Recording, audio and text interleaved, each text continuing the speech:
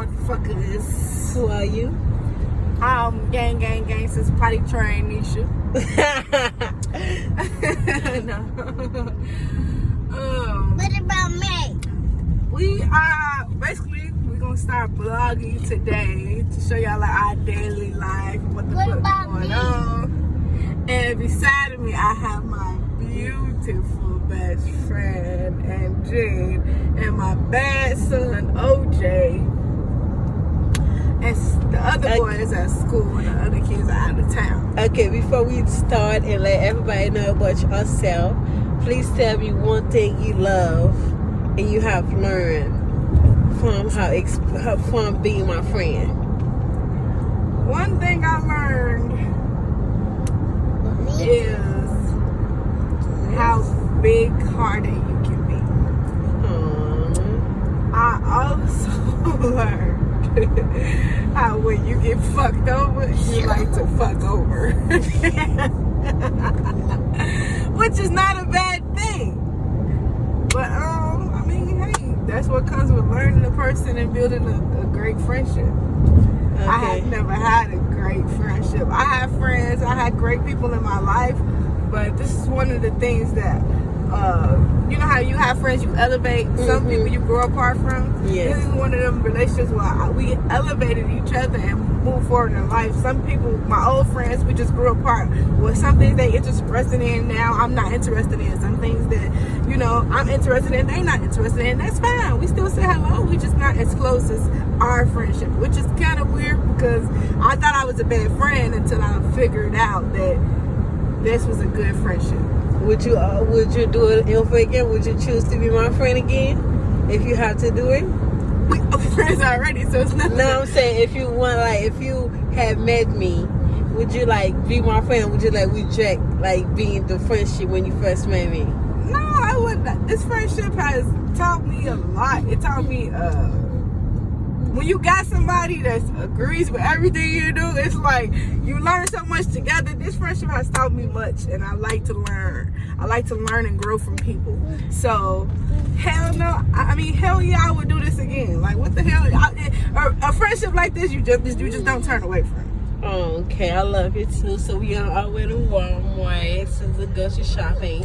Everybody that I know, we just moved to Georgia, so you know we learning from each other. We learning the environment. We really love it. Somebody that don't know me, I love fucking Walmart. Yes, I am recording, bitch. Alright, so we'll be back and she gonna record me and then we're gonna be at Walmart and then later we will tell y'all everything about us and you guys can get to know us more. Everybody access to the YouTube channel, so we just excited and I hope everybody tune in. Love you guys. Stay tuned. Alright, friend. Hey guys, I'm Engina. I'm Kanisha's best friend, her only fucking best friend. It's not two best friends, I'm the only fucking best friend. And one thing about me is I don't give a fuck about how nobody feel. I said what the fuck I said and I mean it. Okay. So, are you unapologetic? Very unapologetic. I'm living my life for me and my children. And anything that makes me happy, that's what the fuck I'm going to do. Is makes Angie happy at all times. Okay. If the world evaporated, but you can take something with you or take people with you, who would those people or something be? I will definitely be my best friend and my kids. I'm leaving my mama and my daddy behind because they are very fucking annoying. And I would definitely take my nephews too. That's about it. That's about it. Okay. What do you enjoy the most about our friendship? I enjoy the fact that she's so caring and she's so nice. Like, she treats everybody around her like with kindness. Like, she's very humble. I really love that. I enjoy you. I enjoy you being you. Like, it just makes me happy to have friends like her. Okay. Definitely. What have you learned from this friendship?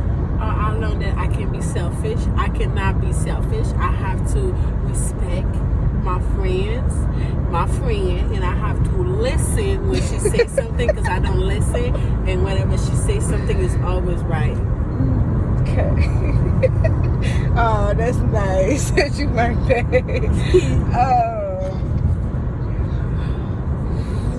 you want out of life? Like, what are some goals?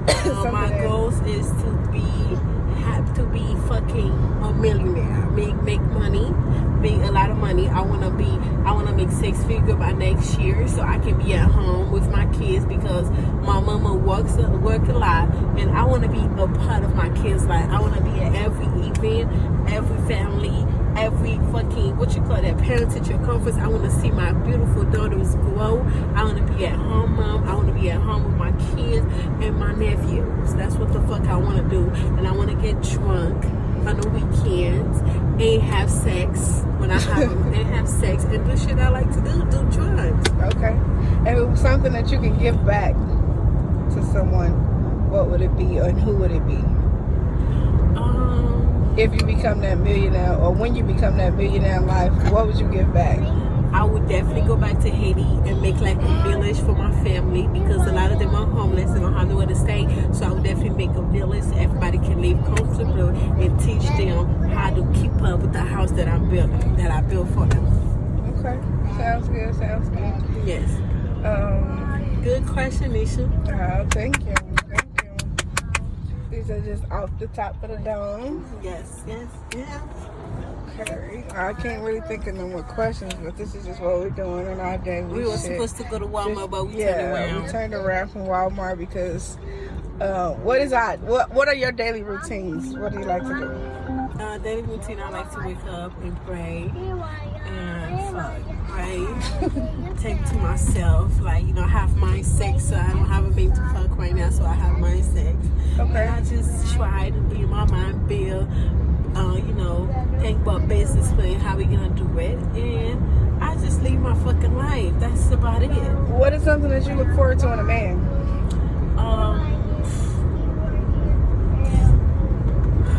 That got his stop being fucking broke niggas. You tired of broke niggas? I'm sick of it, Misha. Okay. I'm in the point in my life where I want somebody to love me for me, not for what I can do for them. Yes. Tell it like it is, mama. Yes. Okay. And I want a man that got a big sister that can whip my back. Oh, you want your back broke? I want my back broke. Okay. So could I keep recording or turn it off? I think you should turn it off. Okay. Okay, so Nisha, why you always let me get out the car first? So you can open the door. Why? Because I don't like bugs. Okay. You got the key? Yes, I got my key. Hey y'all, this is our home in Georgia. Yes, it's fucking lit. I open the door every day for her because she hate bugs and she will fucking panic. We have a hollow system at home. This is our home. We're not gonna record the home here because we're not done furnished the home. Right. System disarmed. So that's how we be at home. So good afternoon, Kanisha. So can you please tell us about yourself? Everything about you. Come on, who are you? Where you from? Who raised you? I'm Nisha.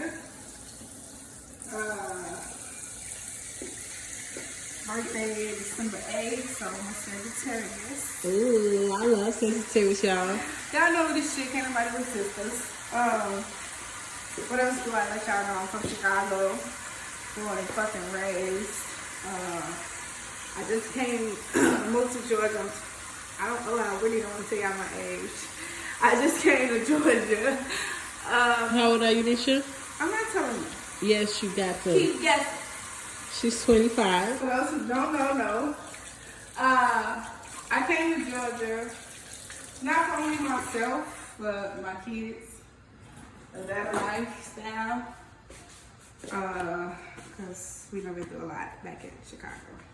Well, I have, and I don't want them to deal with that. Who raised me? I was brought up in a 2-parent household, my mom and my dad. Bam and Trudy. I'm gonna call her Trudy. I don't know if I know my mom's name. Bam and Trudy, that was my parents' names. everything was fine until I got about, I was in high school, I think I want to say I was about 16. They separated. And I cannot explain how, was it traumatizing to me? It was kind of hurtful. I want to say it was trauma because I was a straight A student. I mean, our home was set up like, you know, my dad was a truck driver. He went to work every day. My mom on the daycare, but majority of the time she was home. She made sure we ate, we was fed, our hair was looking good, clothes was bought. Like, when he came home, his food was on the table. It was just like a great family, you know, situation. Okay, you gotta tell us how many siblings do you have? Oh, man. So, my dad got, hold on. Me, Zena, and okay, so my dad got 6 kids, but he raised his little brother at the time. He got 7 now, but he brought his little brother home, and we raised them in the same household. My mom have,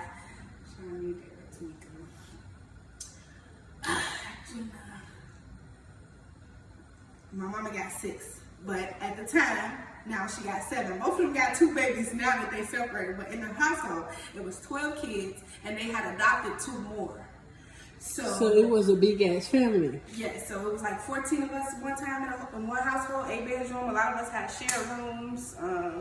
But we really didn't, I cannot say we struggled at no point. Okay. Because we had everything we wanted as kids.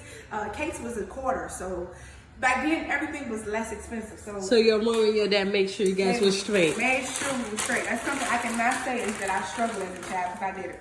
Okay, that's good.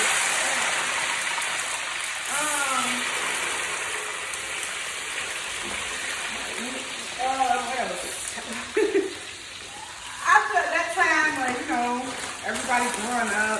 What it was. When I got about 16, they went through their differences. They wanted to separate. My daddy did what he was doing. My mama went on about her life.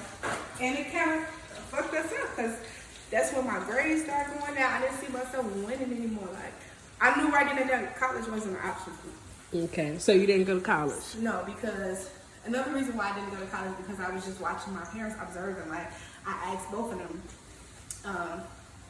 did y'all go to college? They said no, but I seen how successful they were, so I just knew right then and there that degree was a piece of paper to me. Okay. Because I can be successful without college. All right. So your parents are not judgmental. They allow you guys to be who y'all are. To do what I wanted to do and be who I am. They did convince me as much as possible to take the right route. But if that's something that I didn't want to do, they didn't blame me. Okay. At 16, like I say, my life went downhill. By the time 17 came, my mama allowed all her daughters to have boyfriends at 16. So I tried the dating thing, but I wasn't too open. I was kind of a tomboy half my life. So when they found out I was going to be dating boys, it was kind of a shock to everybody. Like, she a boy her damn self. So, I met my first love. This is when I was 17 going on 18. He was, how old was he at the time? 21. So my mom did not like that at all because he was like the same age as one of my older brothers. So they hated it. I mean, they went through hell and high water. They used to call the police on me. I used to run away just to be with him. This was like my first love. I didn't know nobody. I ended up getting pregnant. I was modeling right before. So I was dancing and modeling. So they just thought that, oh, you're going to be this good model. You got something going. Like, why would you just, for a boy, I was dancing. They just thought I was going to go to school for dancing. They just knew my life was just going to be a straight path with the shit I was doing. I was so athletic. And, you know, like I said, I ended up getting pregnant, taking a different turn in life. And I just said, I dropped out of school. This was high school. I dropped out of high school. I tried going back again because then I went to an alternative school. While I was pregnant, I couldn't do school. I couldn't work, so I dropped out again. After I had him, I tried going back to school. I dropped out again because I couldn't balance the life of being a mom, up all night and then making it to school in the morning. So that's when you had your first son? Yeah. Please tell us his name. How do you call him at home? Sincere. All right, Sincere. I ended up having Sincere. How old is he now? So we can see the Sincere's 7 countdown. Okay, 7. I couldn't balance the life of being a mom and going to school, so I just said I quit school. I dropped out high school. I immediately a job was my only option at the time because I wouldn't let nobody else provide for me and my son. His dad was not working. Yeah, we're not trying to bash nobody. We just telling the truth. I'm just telling my truth. Okay. So we don't want nobody. Okay, stop. We don't want nobody calling us after watching this video, please. We don't want to hear no. Oh my God, this is our truth, and we are living to it. We're not bashing nobody. We love everybody online. We love all our child father. We love everybody. We're just here to tell our truth. Continue. That's it. I was gonna go something about that, but like I said, I had to be a working mom, so I mean, milk was $20 a can. But just to say that, Sincere Dad is a good dad. He do help. He's an awesome dad. He is an awesome dad. Yeah, hell yeah. He just wasn't working at the time. At the time, everybody had like moments where they can't help. He was helping like babysitting while I would work, but that was it. So school wasn't an option for me. Okay. Started my first job. It was time to move out. Me and my sister had did the roommate thing for our very first apartment. Which who? Tamika. How did that go? Tamika was to herself. We've been sharing a room our whole life until we got teenagers. And you know, that's when we had our own book. Tamika's always to herself. She like a book girl. So I was the one always up late nights on the phone, loud, and she would be like, shut up, I'm kind of gotta sleep. But anyway, what else? Boom. So I was in a couple of relationships after my baby daddy. The first baby daddy. Yeah, the first baby daddy. They, you know, it wasn't just good guys. They were good guys. I can't say that wasn't. It just was me and what I wanted and what I preferred at the time. I was hard-headed. They was too good for me. Like, too nice. They would always say yes to everything I wanted. And I was wild. I didn't want that. I wanted somebody like to shut up. Beat your ass. Say shut up. No, don't hit me. But shut up when they say shut up. All right. So, can you please get me something to drink? I moved on to... That's when you met OJ Daddy. Seriously. That's I want something to drink. Hold on, y'all. Hold on, y'all. I'm gonna drink my nephew's stuff. So that's when I moved on to OJ. The hood niggas. With your back, niggas. And when we met, me and my cousin Sharon. How old was you? How old was I? Since it was probably 1, I was like 20. Was I even 21 yet? I don't even think I was getting into clubs yet. I would have to be like 20. 19, 20, something like that. We met because me and my cousin, we thought we was grown. We outside on the block. I had my sister babysit my baby. She was a smoker. I didn't smoke, drink. I was like, that was a good. Can I have a little fire? I'm hungry. And can we continue this in the room because I'm tired? Start the video over. We're going to continue because this is real life. We got to show people how annoying I am. Like everybody say, hi. Okay, this is what we're going to do, friend. We're going to film right here every day. Sit here. Sit in the chair while I film you. Come in. All right. Okay, super. Okay, nephew, 1 second. So, is it time to start? Yeah. Okay. Let's still continue. Oh, okay. So, me and my cousin, we were outside on the block. She like, I need something to smoke. Now, we had went to school with these dudes, so she was talking to this dude named Mac. She hit him up like, yeah, he like, come see her. We pull up on their little block. Oh, that's where you met, huh? Baby daddy, yeah. she like, we pulled up on their block. They talking or whatever. And so she like, I need some weed. So he called baby daddy for some weed. And girl, when he pulled up, he came like he just ran the block. I mean the walk. I had right before that, a couple weeks before, I was on Instagram and I ended up coming across his Instagram page. And I'm like, oh my God, I'm in love. I was liking his shit, but he didn't pay attention. So I said, okay, I'm gonna see him one day. And it was crazy, ironic as fuck because I ran into him that day. And I told my cousin, I said, cousin, I'm in love. She like, what? I'm like, bitch, I'm in love. She like, stop playing. So Mac ended up hearing me like, you say what? I said, yeah, I want him so bad. He like, let me tell him, check it out. I'm like, no, don't do it. Don't tell him. I'm like, fuck it. He came walking back, and when he walked back, he got like in my face, like, he was a little tipsy.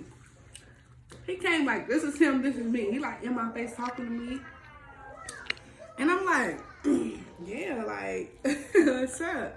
So he like, take my number, blah, blah, blah. We exchanged numbers. But you know how you exchange numbers with a person, but you never really talked to him? We wasn't really talking. So he ended up getting shot. What's your next bitch? He ended up getting shot up. And so when I found out, I freaked out because I'm like, oh my God, no, like I want him so bad. I don't know why I wanted this man so bad. It was like a love at first sight. I could not explain it. I thought that something was going to happen, like he was going to pass. I freaked out. I started calling his phone, text his phone. His cousin like, I got his phone, but when he wake up, I let him know you text. I'm like, oh my God, please. So when he actually got, well, he texted me back.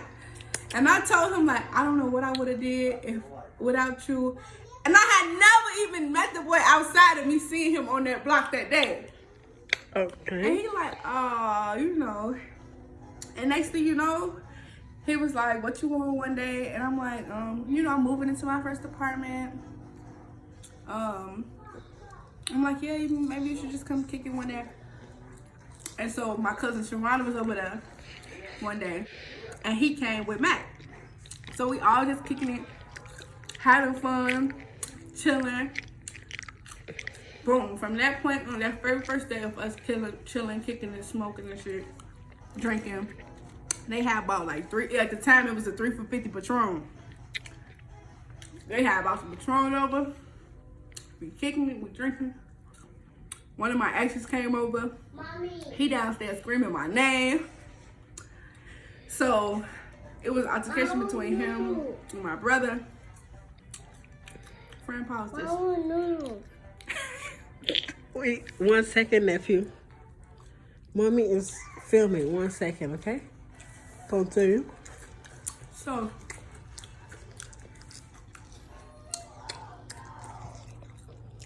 from that point on, we fell in love. We had moved into an apartment together. We had our roller coasters, him in and out, gym, but love just never died. Like it was like I can't explain the love, that was there. So he had potty trained my son. He had a great relationship with Sincere. We was like together. I just knew that, he was gonna be the husband. I'm like, yeah, this is it. I love this man. No matter what we had went through, like I love this man, y'all. And that love was there, like I can't explain it. So one day, we had like I would go on and on and on about our days, our life, our daily life, but the moral of the story is we was together. We woke up every day to each other. This was our life. So one day,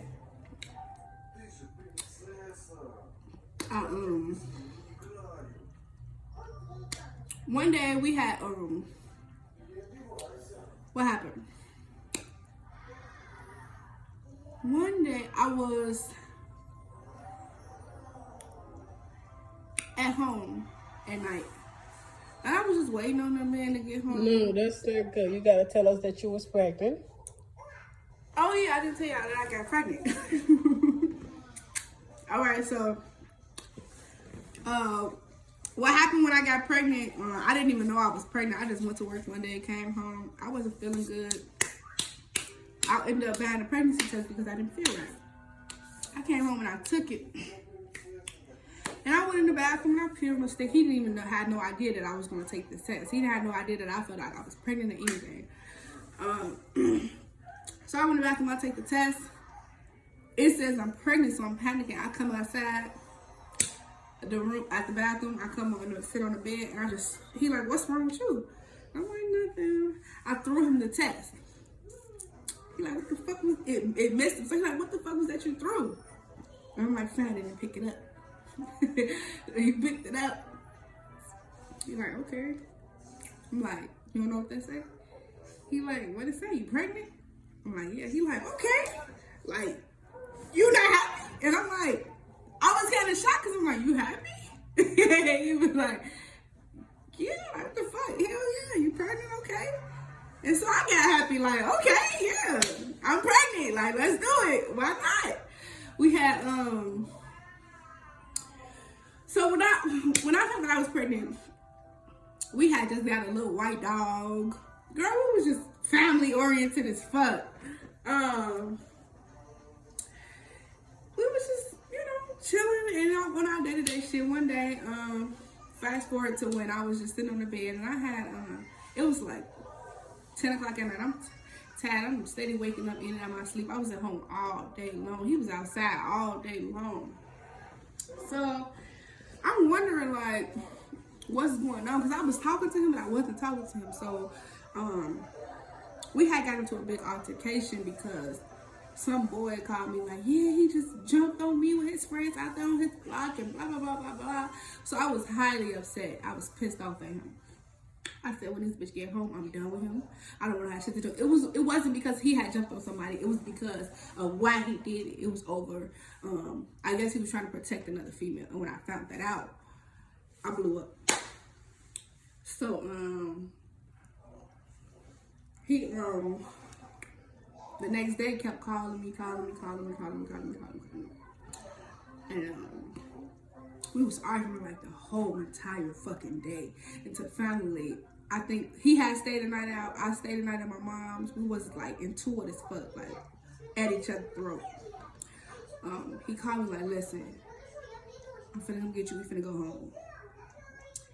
And I said, okay. Because I needed to change my clothes anyway. I'm like, all right. Came got me. We went home. We wasn't even talking the whole car ride. We was like at each other's throat for real. Well, I was at his throat and he knew that.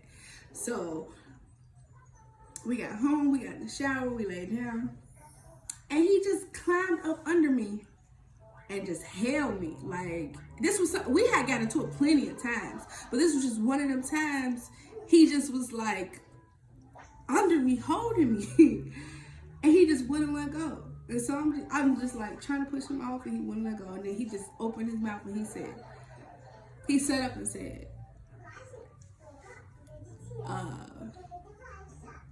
tell me, no matter what, you're gonna be with me. And so I'm like, what? I don't know right now. I'm trying to be stubborn. I was stubborn as fuck, knowing damn well that I love this boy to delight. Well, I was stubborn as fuck. So I'm like, what? I don't know right now. And he just like, tell me, like seriously, like just tell me, no matter what, you're gonna be with me. I said, I will see, I'll let you know. Because right now, I'm not really feeling it, and I'm really done with your ass. He said, just say it. I don't care. Even if you're done, just say it. I said, okay. All right, yeah. We're going to be together. And I turned over, and I tried to act like I was still mad, but I was just so happy he said that. But, yeah. It was just weird because, y'all, when I tell y'all, this had never happened before. Like, he had begged me, like, to be back together after he done fucked up. But this was just one of the times it was so genuine. Like, you could just look in his eyes, and he was just, like, desperate. Like, I don't give a fuck what you talking about. Like, we're gonna be together. So I was evil as fuck. I'm pregnant. He was like, gee, fuck you. We ended up getting up. I ain't gonna tell y'all what we did. Or, makeup thing. So we ended up getting up. We got our clothes on. We leave back out. It's his time to go outside and do what he do. He wanted to go make his money. I was just big as hell, pregnant as hell. I went to my mama's house every day. It's hot. It's the summer. Let me get out the house. I try to be cute. I put on my cute dress. I go to my mama's house. He go outside. He outside all day long. I think I called him like, bring me some food because he had the car. Bring me some food. He came like one time. He dropped me off some food. He was back outside. Gone. Just gone. I don't know what he had to do throughout his day. The night comes. It's like 3 a.m. I remember this shit like yesterday. I just still replay the shit in my head. It's 3 a.m. He texted me. No, he called me. I'm laying in my niece's bed, and I'm like, what's up? He like, you ready to go home? I said, what you think? It's 3 o'clock in the morning. You think I'm not ready to go home? I'm right here leaving my auntie house. I'm on my way.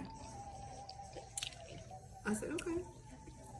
I got my shit. I had a fan because it was so hot in my house. I had a fan. I'm just so, y'all ever been 7 months pregnant, just so big till you just can't take it no more. You just ready to drop the load at 7 months. Girl, this baby was kicking my ass. I go downstairs. I'm sitting at the front door. I set the alarm. I'm ready to leave out. Because it takes him like 3 minutes to get from where he was at to my mama's house. I'm just waiting. I pick up my phone. I call him. I'm trying to figure out, where the fuck is you at? Why you not here? No answer. Now I'm pissed off. So I text him. I sent a mean ass message. You know what? Keep that fucking car. Keep all that shit. I don't have shit to do with you. Like I said, I'm done with your ass. I don't give a fuck no more.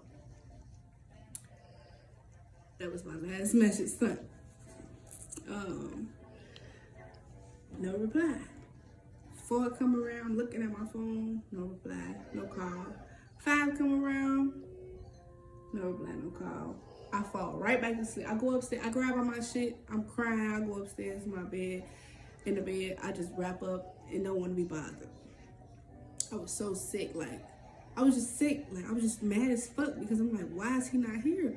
Like, what the fuck? Boom, I go to sleep. 6:30, sun coming up, 6:30. Everybody in the house is moving around. I just hear my name, like, Nisha. And I wake up, and they're like, my grandma wants you. So I go downstairs, I go to the front door. I see my mama standing there, and she at the door. She like, come in. I'm like, what? And I look around the corner. It's a police there. So I'm like, what's up? She like, somebody in my, the police said somebody in my car down there on Damon. I said, okay.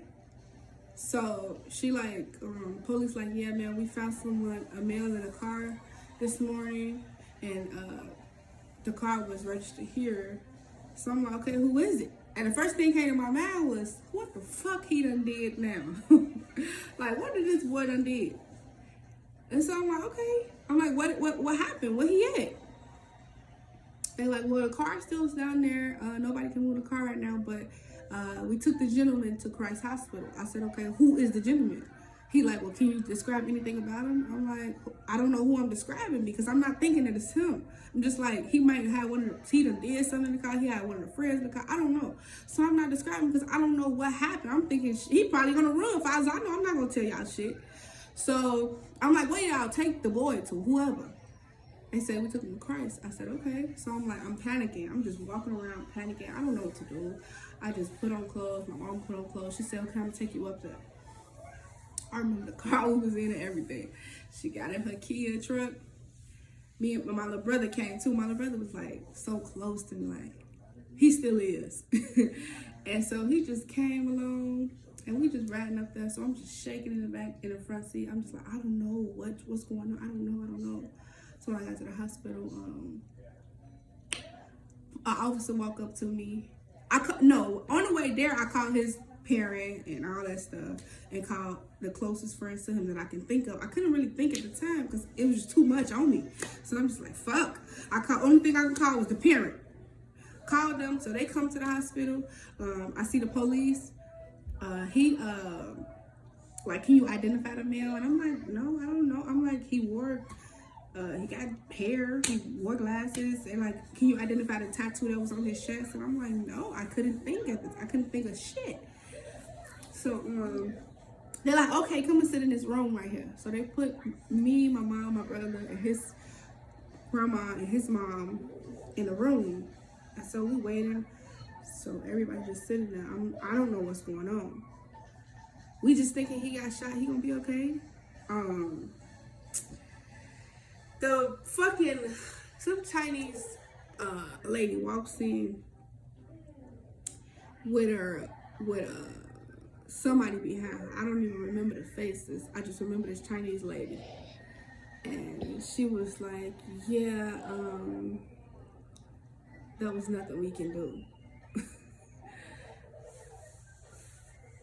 And we like, everybody, my mama, I just heard his mama just say, oh no. And I'm still stuck. And I hear my mama say, oh my God. And I just like, my whole body was moving to like shock, like what? I just fell on the floor, boom, and just started rocking, crying. I just remember everything. I ran out. I couldn't breathe in the room. They just like, come outside, get some air. I went outside. I'm just around the hospital. It was like a hill. I remember myself running down the hill, just screaming. And I remember looking up at my mama with this big ass stomach, like, mama, what I'm gonna do? And it was like nothing nobody could say. Everybody was looking at me like, I don't know, because everybody's just shocked as fuck. Like, what? And I'm just kept like, what I'm gonna do? Like, my son, just what I'm saying, my son, our baby shower was like 2 weeks after. And we were so excited for it. So I'm just like, everything was just running through my head. Like, hell no. Like, this ain't it. So that was the biggest trauma in life so far? The biggest. So everybody, to sum it up, my friend lost her second child father. He died to gun violence in Chicago. And when did he die? August 5th. Of what year? 15. So it's been 5 years. No, 4. My son's 4. And how do you feel to this day? Are you healed? Are you working on it? I can lie, I can front my move, I can tell 1,000,001 people that I'm okay, I can laugh about it, but in reality, I still gotta look at his junior. And just every day. Like, God damn, like, boy, you look like that boy, like, and it really hurts the most because my first son still have his father, and he know what it's like to have both sides, and with the second one, it's just me. I'm all he got. I mean, he got his grandma on their side and everything, but and when he asks me all the time, like, you know, where my dad and all this stuff, that shit hurt because I don't know what to say. I don't have an explanation. So that shit hurted me a lot. Okay, so when you got out the hospital, what did you do? Like, how was the funeral? How did you cope with that? The worst part. When I left the hospital, it was a lot of people just coming to the house. Everybody was just coming. And I just felt myself off in like this one little, I couldn't look around. I don't even think I blinked. I was just in this, my mama had a rocking chair in her living room. I remember me just sitting there, just sunken in this chair and just rocking. And people would come hug me. I couldn't even hug them back. I was just sitting there rocking. I couldn't even talk. I wasn't eating. Everybody would try to come get me, take me outside. It was like for a week straight until the funeral actually happened. It was like everybody was like, come on, let's go eat. Let me take you to the mall. Let me take you here. I couldn't. I just was stuck. But it's like at night, I was sleeping in that same bed. So, 1 second, what did you guys do with the car? I went and got my car. Okay, you still was using it? I when I got the car, the blood was still in there and everything. And I went in the house, I got a hot towel, bleach, and I parked in front of my mama's house. And I wanted everybody to leave me alone because you can't cry, friend. It's okay to cry. I went and I just remember myself like scrubbing my seat, but as I was scrubbing my seat, like I was just screaming, like, cause I was still emotional as fuck because I'm pregnant. So every little thing would make me cry, like every little thing. Just I was just scrubbing the seat, like I'm really cleaning up this man's blood. So I kept the car. I still was driving my car and everything. I kept the car until the car ended up breaking down on me after a while though. It was not the perfect car. So it ended up breaking down on me after a while and I ended up junking it. But after when I left the hospital, it was like 5 days into the funeral. That 5 days I just felt, not even that 5 days, like I still didn't feel like he went nowhere. I just felt myself like Sincere would wake up and he would ask for a juice. It was weird energy as fuck because when he got the juice, I remember handing him a juice and he sat up and he passed the juice a whole opposite way from me. So I'm thinking like, do Sincere still feel like he's here with us? And it felt so weird because I still felt like he was there. I'm finna make it in a second. Then funeral came. Like 2 days before the funeral, I finally had the energy. I went to go get my hair done. I went to get the clothes for the funeral. I still felt numb. Like I didn't feel like it was real until the funeral. And I seen him. And then when the funeral happened, I just couldn't take the funeral. I cried throughout the whole thing. We ended up getting to the burial, and the burial was the worst part. Yeah, I see. The burial was the worst part out of that entire process. What do you want? You can continue, friend. Because this was I remember the whole thing being silent and a preacher was praying. And then I heard, I'm just sitting there. And then the lady, you know how they get this dust, and the lady just started sprinkling this ashes to ashes, dust to dust, as they was like rolling him down. And I just screamed. No, I'm just like, no, like, no, hell no. This is my entire, like, hell no. Hell, like, I'm like, no, this is not happening. Like, this shit ain't wrong. Listen, because you tripping, little. I'm just like, no. I remember myself screaming, and then, like, everybody else just started crying. It was just the saddest part of the entire thing because I'm like, why is they rolling him in this fucking dirt? Why is this my life? Why is this happening?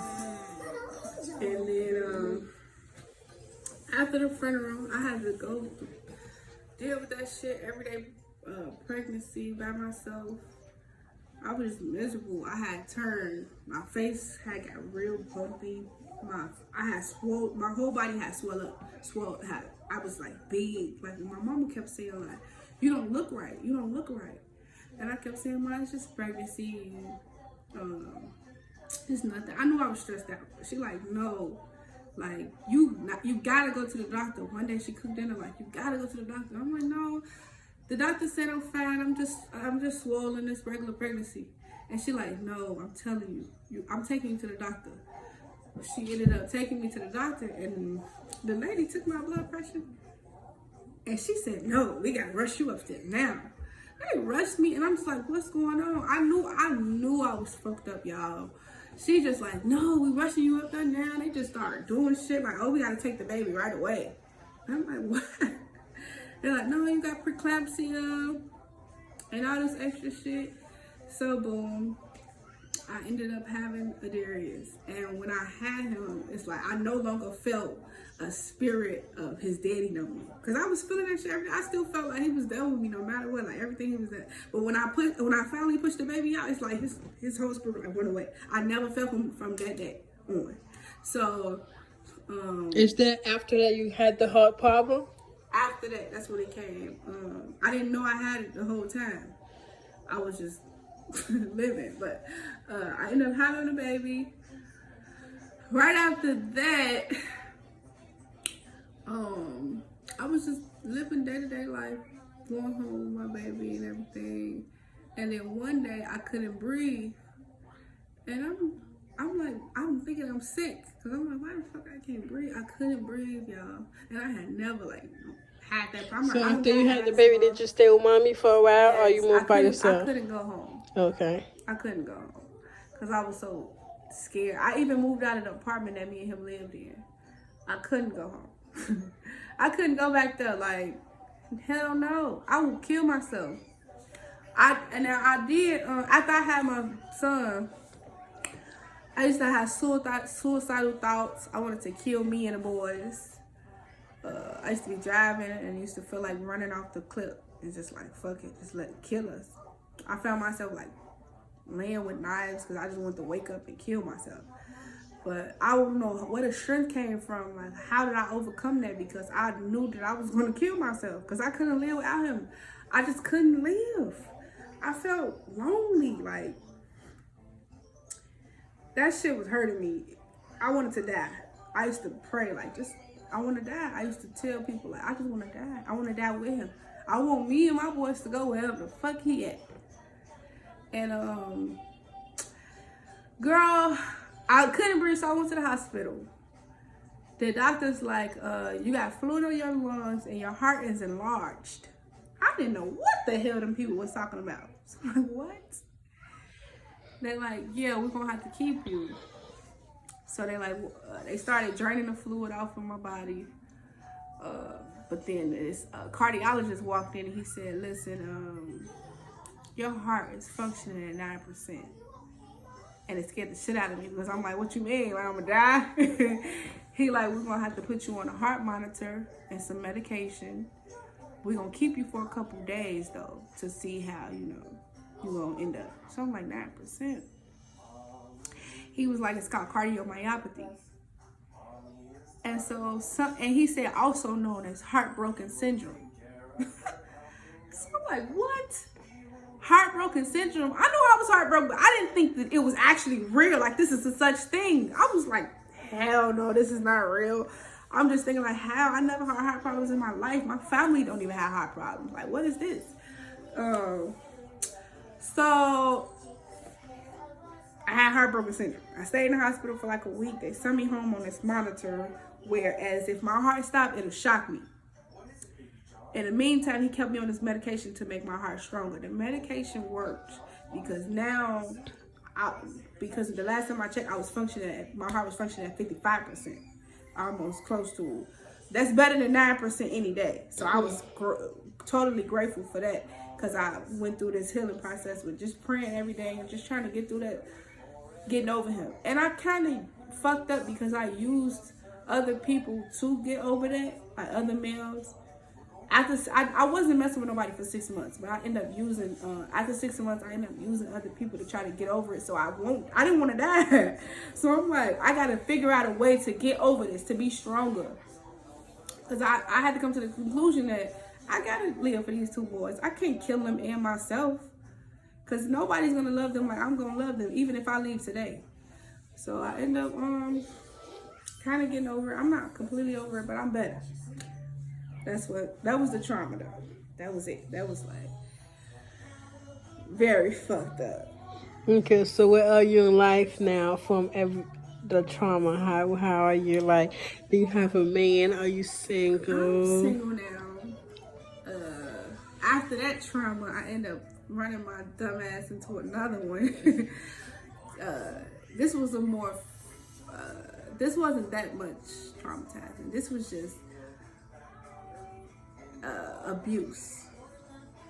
And I used to think when women used to say they used to get beat up by their boyfriends and their troubles, that they was just like, okay, that's something you can get over. But I didn't know that it fuck with your insecurities. It fucks with you mentally, physically. Your body start transforming, your hair start falling out, you start looking ugly, your face starts swelling up. You're no longer pretty. You don't even feel pretty. So I ended up getting into a relationship with this other guy that I thought, you know, loved me and my kids. So I'm like, yeah, you know, this is helping me. Like, I didn't think I would love again. So when I got into that relationship, it was like, I loved him because I didn't think I would love again. And when we first started out, he was a great guy. I thought he loved the kids. He was just awesome. Until one day, he turned really aggressive, and he fought me. He had just got out of jail, y'all, so he was lifting like 265. Now, I ain't no punk bitch, because I would beat a nigga up. But real quick. He was really big. If anybody's ever seen this man, y'all know he of course he can beat my ass. Oh, one day he just got to the point where he wanted to fight me. And the anger came out of nowhere because I was really scared of this man. I would try to run away. I found myself climbing out of windows at night, sneaking my kids out the back door. When he was drunk, and it was really only when he was drunk. Like, he had a drinking issue, I feel like. And when he got drunk, he would just spaz. And a lot of times, my kids would just see me getting beat up and they like crying and shit. And my oldest boy would come, "Mom, you okay? Stop crying, Mama. You okay?" And I didn't feel like that was toxic for not only myself but for them too. So that was kind of traumatizing too. I felt myself like I wasn't myself. I felt weird. Like, I couldn't explain how bad I felt with that situation. I didn't feel like I was a beautiful girl. I didn't feel like I felt like a boss before. Like, I was a bitch. I'm fat and mud. Like, I didn't feel like that. I felt insecure. I felt down. I felt like I wasn't shit. I wasn't worth nothing. Nobody would ever want me in life. I will never be shit. That's how I felt. Because every time I got my ass beat, it's like he would even say abusive shit like, "You, what the fuck is you? Like, you ain't nobody. Like, your ass is trash." Like, he would make me feel so ugly. So ugly. And I was just like, damn, it is women that look better than me. You know? It probably is women that would do more for him than I can. And I felt just fucking worthless, y'all. I feel like shit. And I don't ever want to feel like that again. So how did you leave him? How was the process? It was long and hard because I wanted to leave so bad. I kept leaving like every fucking 2 weeks, but then he would call and he would butter me up and he would talk that good shit. Like, "I promise I will never hit you again in front of the boys. I'm done. I don't want to drink no more. I just want to do better for us." And I would just go right back home. And shit. Finally, I just got tired of being embarrassed by my family because he would come to their house. He would shoot in front of their house. He would break my car windows. He crashed 3 of my cars. I just got tired of feeling embarrassed in front of everybody. And everybody was just like, "You stupid. You dumb." And when I got tired of being embarrassed, it was just like, man the fuck up or you're going to die. He's going to kill you if you don't leave him. One day he got so drunk, we was driving and my son was in the back seat. And we were arguing, and I just kept trying to be nice, like, "Okay, I'm sorry, you know, whatever it is, we can work on it." Because I didn't want him to do nothing dangerous, because I knew how dangerous he was. And I was getting on the expressway, and I remember him in the last lane. He grabbed the wheel so hard, it just like almost spun us. And it was so cold outside, it was ice. And I remember me taking back control of the wheel, so scared, because my son was in that back seat. I didn't know what to do. I pulled over, and I was so fed up. I was so mad. I just attacked him. We in a car. I'm talking about, I was all over in his passenger seat trying to scrape his fucking eyeballs out. I was so mad. And I calmed down, like, okay, I got to get myself home before we both die in this motherfucker. And I went home, and I'm like, you know what? I don't want to die. I want to live. That was it for you. That was it. I want to live. That was my choice, to live and not die. And I used to pray about it. And God used to say, God, if this is not for me, send me the sign. Every time I said that, y'all, I was getting my ass beat up. So I knew that was my time to go. I was going to probably find myself in the grave. And it was weird because a lot of domestic stories kept coming up. Yeah, you know, this girl died from her boyfriend beating her, killed her, and he made her hit her head too hard. And I remember myself bumping my head and blacking out and all this shit. And it was so many times I could have been wiped away with this relationship. If I don't leave, God is trying to tell me something. Get out. So I left. That was my breaking point. I got over it. It was hard because I kept going back. And I just slowly but surely found myself falling out of love and moving forward. I end up catching myself dipping and dabbing back every now and then, but that was when too much emotions wasn't involved, so it wasn't that dangerous. So now it's completely over with us. We've been separated for about 2 years. It's a change. It's been 2 years? About 2. About 2. So yeah. Okay, so after that, where life have been taking, what you been doing, girl? Tell us. After that, y'all, but life has been... You got your life on. Magnificent, y'all. I was so fat and I had gained all this weight. I ended up getting me a little stomach lipo. A little picture, little booty. So show us your new booty, girl. This is not new. This has always been here, guys. You just fix it. So, yeah, I just been living my best life, y'all. That's about it. All right. And why did you move to Georgia? Like I say, y'all can probably we can talk about it in depth more in another video. What? I said we can tell them more about it in another video. This is to get to know us. And what you want to tell them people, Nisha? I don't know. I don't really have nothing to say. So are you like a better self than you I'm was? learning to love myself. I have learned a lot throughout all these relationships in my life. I learned to put myself first because nobody's gonna love me like I will. I learned a lot. I learned so much throughout these relationships. I learned to become a protector, a provider, to find somebody that loves me as much as I love myself and I love them. Don't tolerate so much. Pay attention to the signs. Pay attention to what God is trying to tell you. Mm-hmm. If you know you're going to find yourself in fucked up situations. Mm-hmm. And don't ever let a man get you to the point where you don't know who you are. You don't know who you are. You don't love yourself. It was ridiculous. And I don't want to say I don't want to ever deal with a street nigga, hood nigga, none of that, because I still got a little few niggas. I just want y'all to make better decisions for y'all families. When y'all see y'all have super kids coming or on the way and you trying to make a better life, please do what you can, because it is so traumatizing for not only the mom but the child. Yes. I just learned from my mistakes, y'all. That's all. All right, we love you, Nisha. See you later. Suck a dick. Okay, hold on. How do I stay? Hey guys, my name is NJ. I'm 23. I was born in Haiti. So you gotta ask me a question. I'm just No, I just was talking. You can just talk. I mean, how old are you? Your date of birth? Tell them your mama name, your daddy name. Give them your fucking social. Start talking. Bitch, fuck you. Okay, whatever. So my name is NJ. I'm 23. I'm Haitian. I was born and raised in Haiti.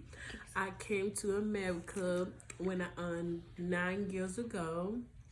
So basically I was 13 going on 14.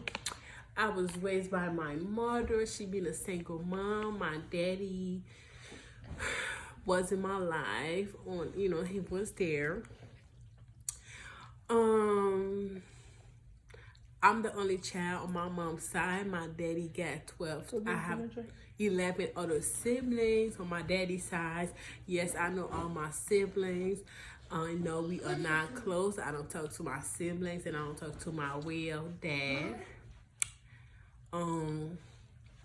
It's just me and my mom and my stepdad now that we love so much, and my 2 kids. Okay. So when I came to, so my whole life, my mom been a single mom in Haiti. We had our own place, but we always struggle. We stay with family and friends. It was like an ongoing. So my whole life is just being survival, making sure it was good. So in January of 2010, Haiti had a big earthquake. Yes, I was in the earthquake, and me and my mom almost died. Earthquake? Earthquake. Yes. Okay. So me and my mom made it out. Then we came to America in February of 2010. Then we stayed with my auntie in Chicago. Yes, we moved to Chicago. Why we moved to Chicago? What happened during the earthquake? Like, I want to know everything. So Tell me details. Okay, details. I never talk about it, y'all. I don't like talking about it, but okay. So, me and my mom friend and her daughter was staying with us at the moment. So, and then my uncle was staying with us too.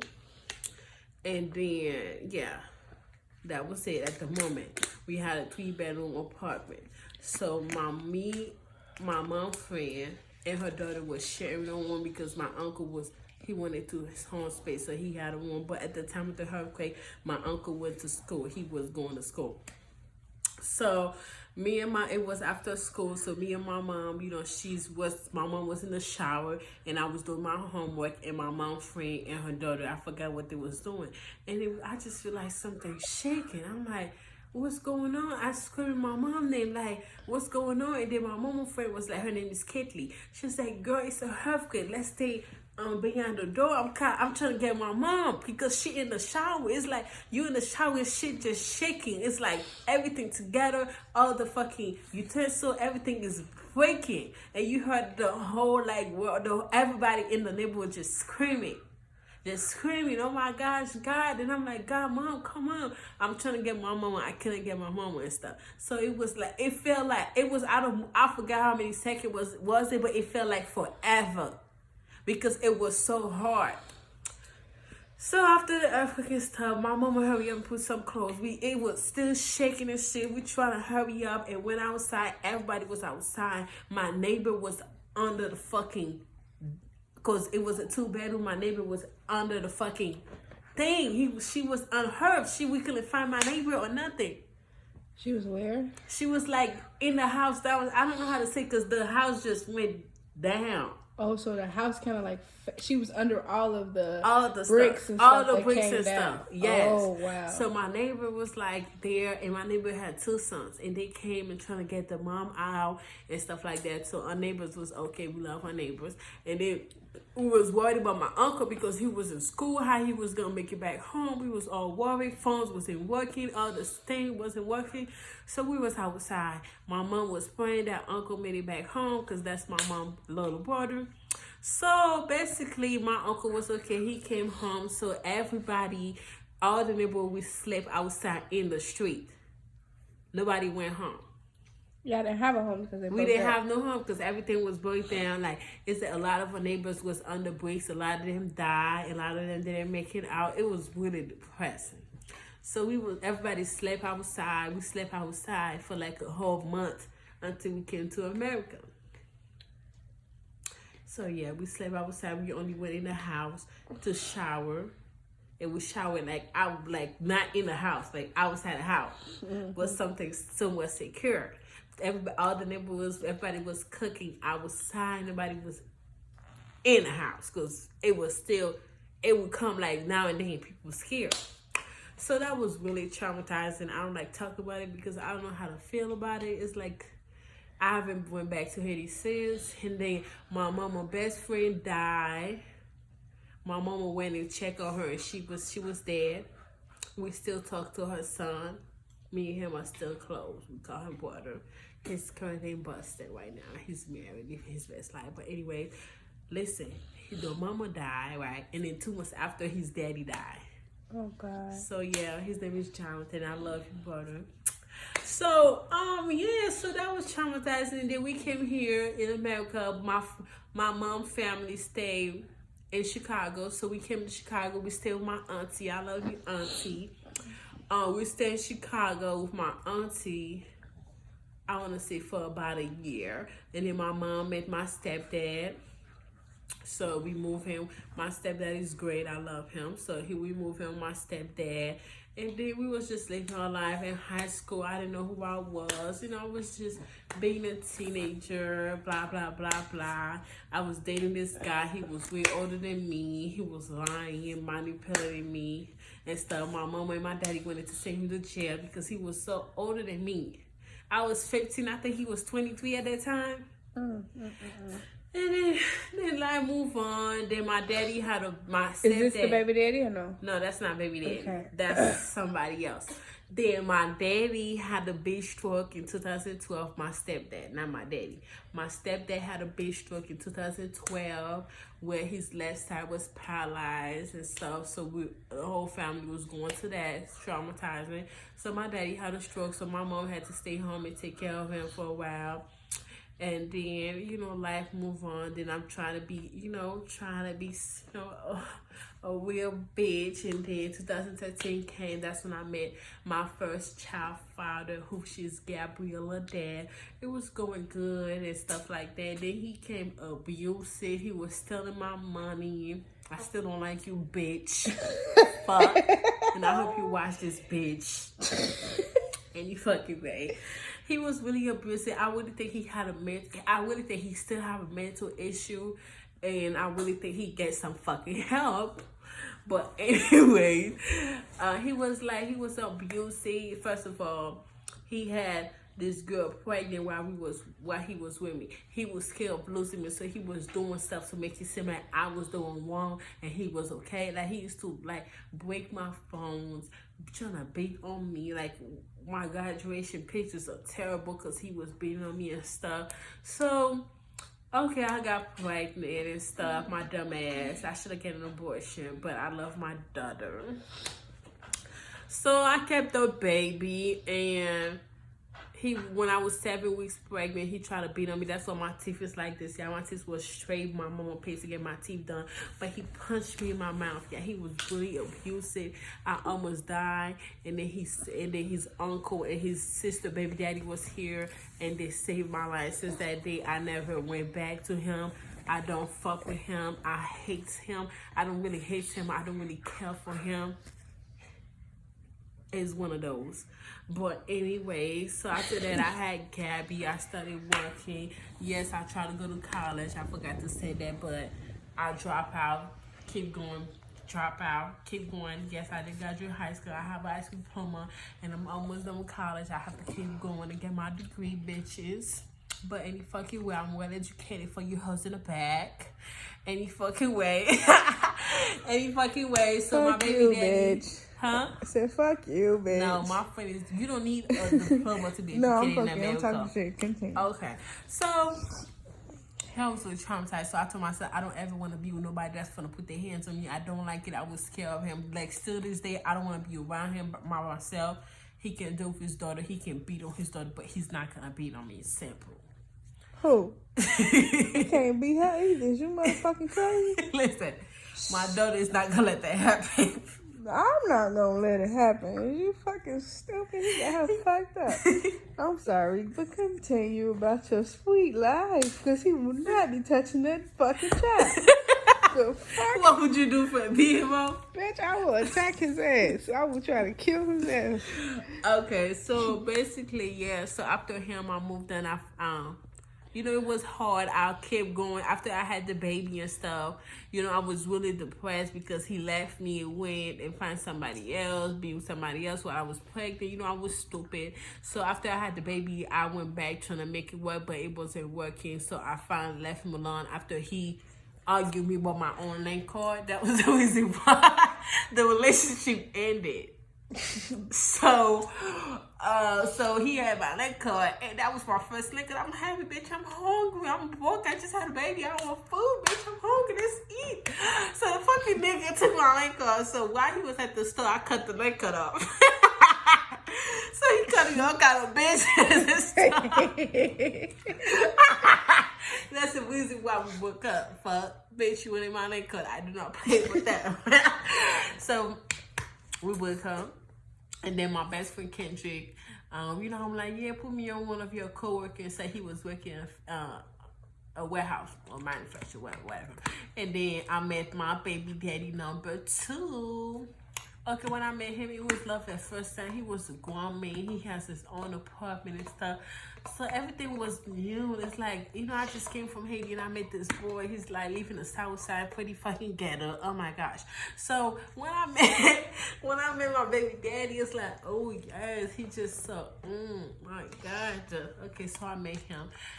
Okay, I met him. He had a lot going on, a lot of lies in his life. I love you, Naj. Nothing against you, but he was just a liar, a manipulator. He used to cheat on me, but he was a good guy. He made sure I was okay at all time. But it was so much trauma. His baby mama wouldn't let him alone. Nothing against you guys. I love you guys. But it was a lot of drama. He wanted to live a double life. So we was going back and forth with that double life for about 3 years. I got pregnant with Nene. When I got pregnant with my second child, you know what? I fell out. I lost my job and my car the same day. So I was just broke. I couldn't work. I didn't have no money. So basically, he was taking care of me and stuff. And, I wasn't at home no more. So I was staying with him and his brother and stuff. So, it was really traumatizing. And then I was broke. Like, when I was pregnant, it was cool. And then when I got to 8 months and stuff, Mommy, I'm done. When I got to 8 months and stuff, when he figured that, we really finna have a baby, that's when everything changed. He left, and he left and met his wife now. Bitch, karma gonna get you. Anyways, he left and met his wife. Oh my God. Okay, pause it a little bit. Go to the bathroom. My friend need to use the bathroom, y'all.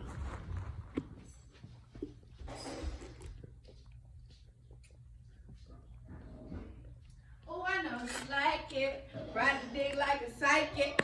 Okay, I don't want to hear that. Okay, I'm back. Hi.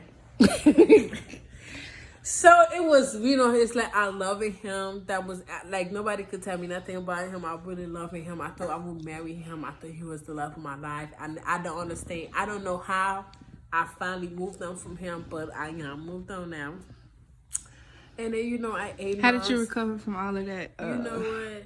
Like, I'm okay. That had to be a hurtful situation. It was a hurtful situation because I was broke and he left me. Like when you were down and out? And I was down and out. Like, he left me like, bitch, you don't have shit. Bitch, you this. Bitch, you trash. His family was putting me down. And he had the other baby mama pregnant at the same time I was pregnant. So it's like, I didn't know how I felt. I was like so traumatized. It's like love. It's like watching somebody that you love, loving somebody else while you down. Mm-hmm. So after I had the baby and stuff, he wanted me to give the baby for adoption, but I wasn't going because, bitch, I only want my daughter. So we was going to the adoption process. Nobody knows that. This is the first time I'm saying it to the world. So we had met this family and stuff. We went to this shit called the Cradle, and we was going every week. We was meeting the lady and stuff. And then when we finally met the lady, and the lady was Haitian, it was kind of weird. And I'm like, no, I can't do that. I have to explain to my kids why I kept one kid and give the other kid to adoption. I just don't want to do that. Like, I don't want to wake up every day and know somebody else. I can't do it. I told him I don't want to do it. I'm sorry, I don't want to do it. I'll figure it out. I don't want to do it. So that day he packed all his shit, he spit on me, and went and lived with the wife. They wasn't married at the time. So he left with the wife and stuff. Okay, boom. After I had the baby and stuff, I forget what happened. We got into a big argument, and then his brother decided to kick me out of the baby. It was 90 degrees outside. I didn't have nowhere to go. my mama and my daddy didn't want me to move back in. I don't know why, for what fucking reason. Don't know I'm gonna kick your ass for that, but any fucking way.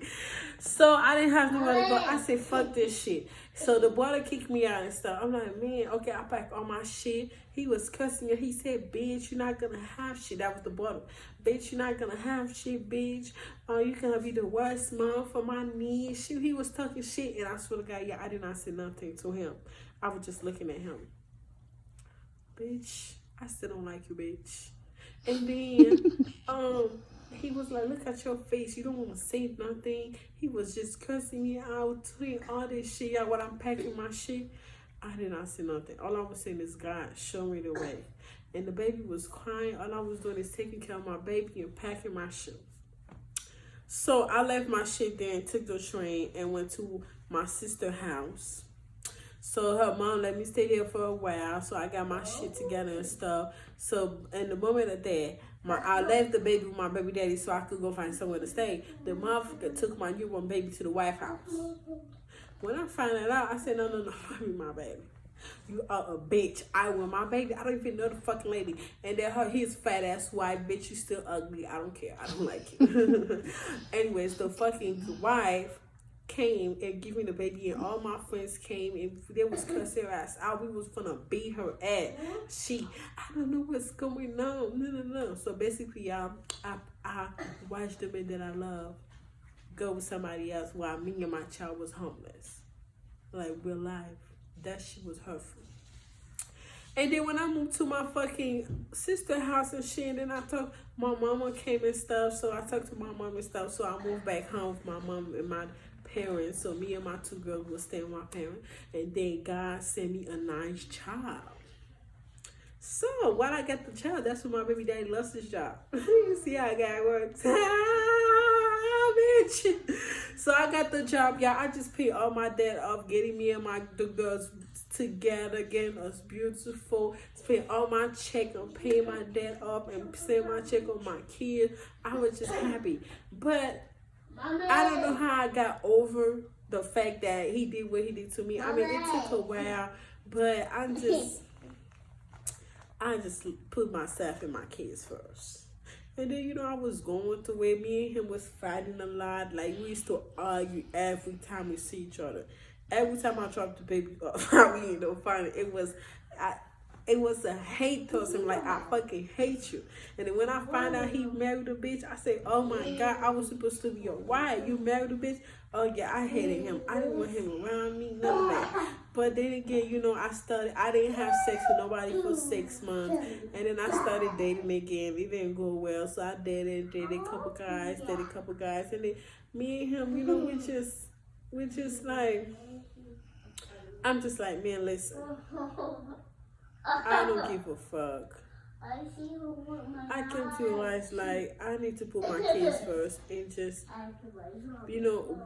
that's the decision that I made, to have kids with those trash ass niggas. So I have to put my feelings and my self-image on the side and allow them to be in the kids' life. They can be in the kids' life. I don't have nothing to say. I shut the fuck up and let them be in the kids' life. I still don't like him. I don't like him as a person, but for my daughter, I coexist. So we coexist pretty well now. I don't fuck with him. I don't fuck with people like that put me down when I didn't have shit, but I used to help you when I wanted shit. Now, I remember I went 6 months, I getting my hair done to make sure his rent was paid. You see what I'm saying? Shit like that. I don't fuck with people like that. You taking away from me, you abusing me. I don't fuck with you. Stay where you at. I'm gonna be your dog. But it's just all this relationship. It just made me realize that it's more to life than this. Like, I don't want to be the fucking girlfriend going to work, making sure the kids and the boyfriend is straight. I don't give a fuck about if you're straight or not. If you're not straight, we cannot date, because I don't give a fuck. I don't want that in my life anymore. So now I'm just focusing on myself. Like, all the niggas that I have been dating so far, they're just trash. The last nigga that I dated, he stole my car. So I don't want to deal with that. And then all the niggas that I date is like the same. They have the same comment. I don't like that. They always have a female that they won't leave alone, and I don't want to deal with that. So that's really traumatized.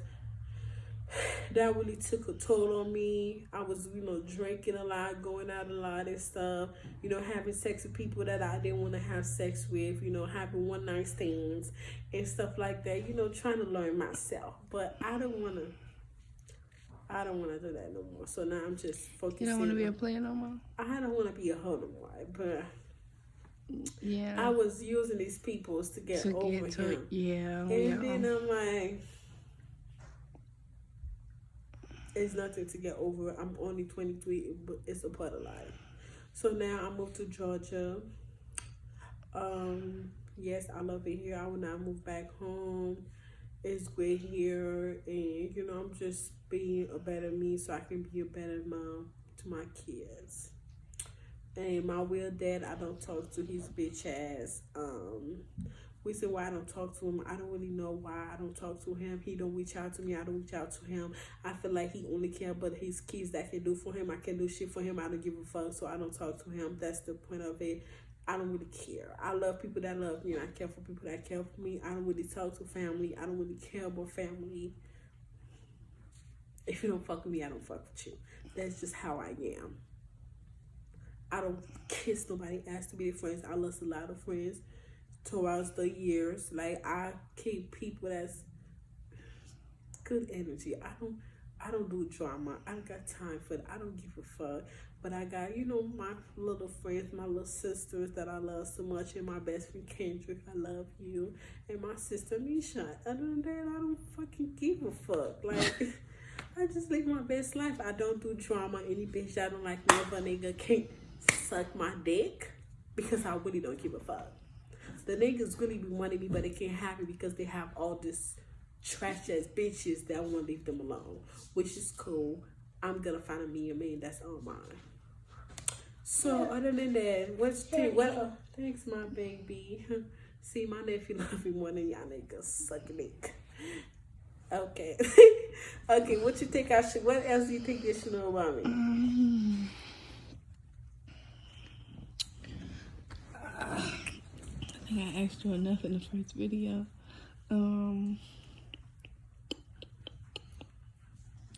Really nice, y'all. I'm not mean at all. I'm really nice. You guys will love fucking me. hilarious. I'm not annoying. I'm cool as fuck. I actually like to stay by myself. For you bitches in the back. What else you gotta say? I love Nisha family. They are my family. They are my American family. Hey, family. Okay, what else, friend? I don't know what else.